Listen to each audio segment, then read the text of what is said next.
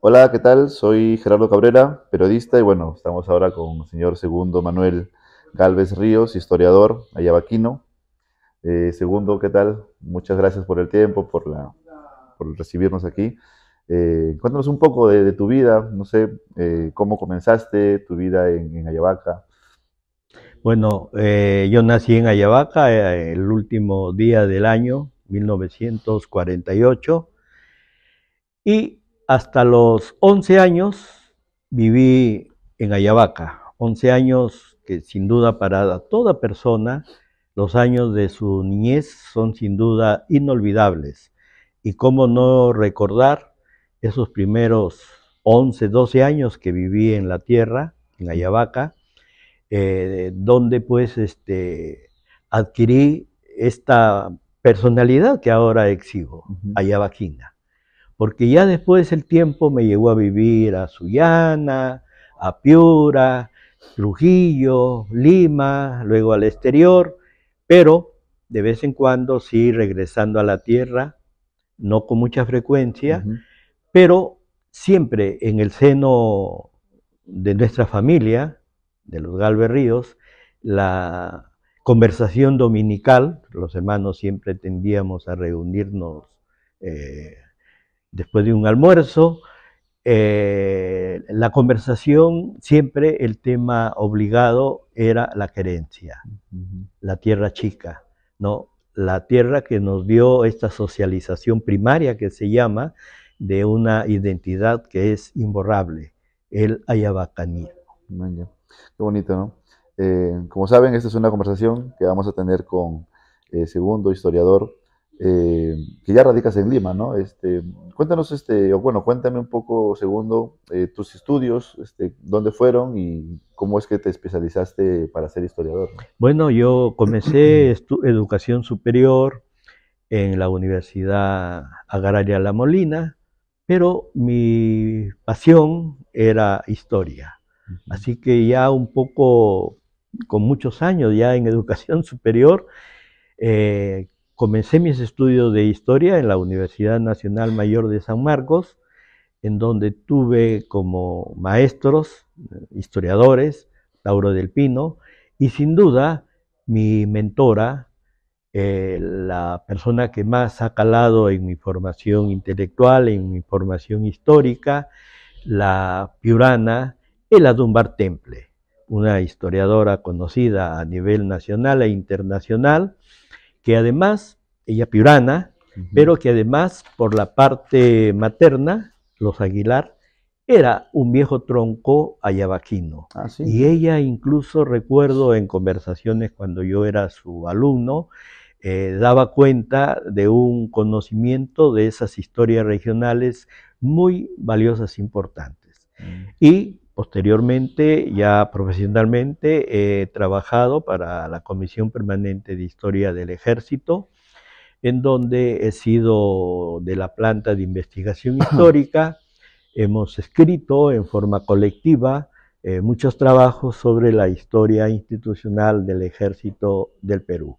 Mira. Pero siempre el trabajo del historiador es ese, trabajo de búsqueda de fuentes primarias, los documentos originarios, siempre cuando encontraba algo que relacionaba con Ayabaca, lo Lo fichaba apuntabas, ¿no? y lo guardo, lo tengo ahí atesorado para que ahora que ya estoy en el retiro como historiador del ejército, historiador militar, voy a continuar esa enorme riqueza que hay en la búsqueda de fuentes documentales sobre la historia, no solamente de Yavaca, sino de la región andina, del norte del Perú, Ujú. y por supuesto, uno de mis deseos es pues contribuir a pergeñar, a escribir una historia documentada de nuestra querida provincia. Qué bonito, ¿no? ¿Qué dato es, digamos, en tus más de 30 años que has estado, ¿no? Trabajando Uh -huh. en el área de historia del ejército? ¿Sí?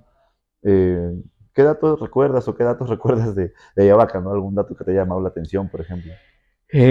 Por ejemplo, esto hace apenas unos 15 días estuve revisando los documentos que tiene que ver con el protocolo de Río de Janeiro, que es el que acuerda la demarcación definitiva entre los límites de Perú y Ecuador. Y hay una sección muy amplia de documentos que es para realizar, para colocar los hitos físicamente en todo el curso de la frontera. Como todos saben, nuestra provincia es una provincia fronteriza con el Ecuador. Frontera establecida no por la República, es decir, después de la independencia, es una frontera que viene desde tiempos preincaicos, es decir, antes de los incas, ya el curso del río Macará no separaba, pero era una línea entre un grupo étnico para el lado norte del Macará y para el lado sur, nosotros los guayacundos. Te refieres a los calvas, ¿no?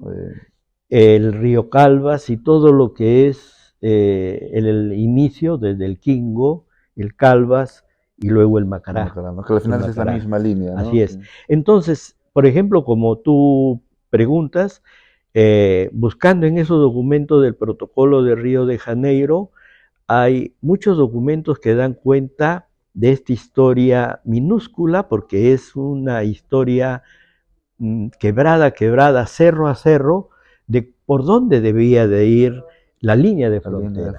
Y una cosa que me llamó la atención, en todo el recorrido, desde Punta Capones hasta Huepí, de la línea de frontera que establece el protocolo de Río de Janeiro, en muy pocos sitios tuvimos que entregar territorio.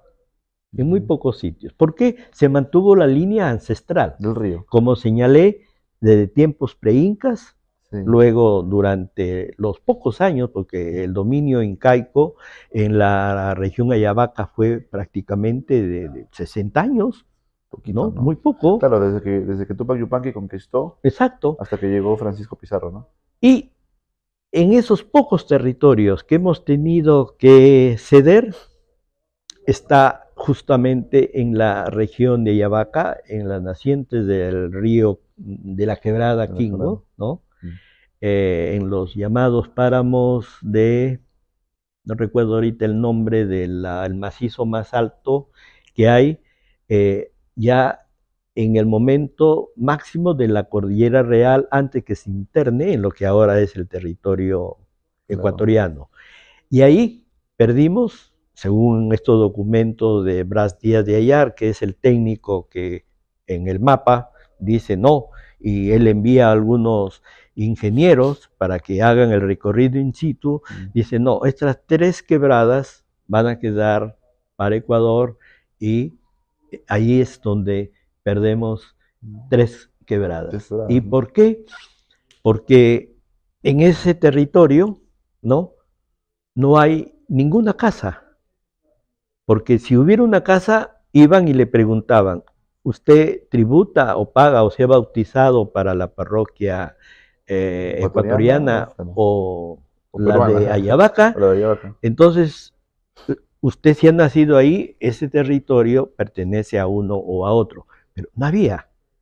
Y un ingeniero, un técnico que era militar, dice, yo en el año pasado, que ya estuvo haciendo ese recorrido, sí vi una casita.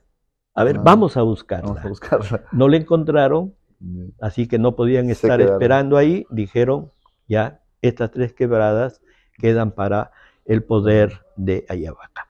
Y es la parte que está pues desde las nacientes de este nudo de Sabanillas, nudo de Sabanillas, que es el inicio de nuestra frontera. De ahí hacia el otro lado ya continúa para la provincia de Huancabamba.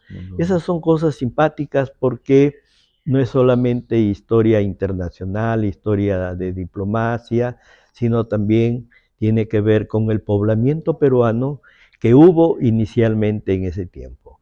Hoy día tengo entendido que está muy, pero muy poblado ya de No, pobladísimo, ecuatorianos, sí, sí. ¿no? Para el lado de Zumba, para el lado de Camino, un viejo camino a la Cordillera del Cóndor.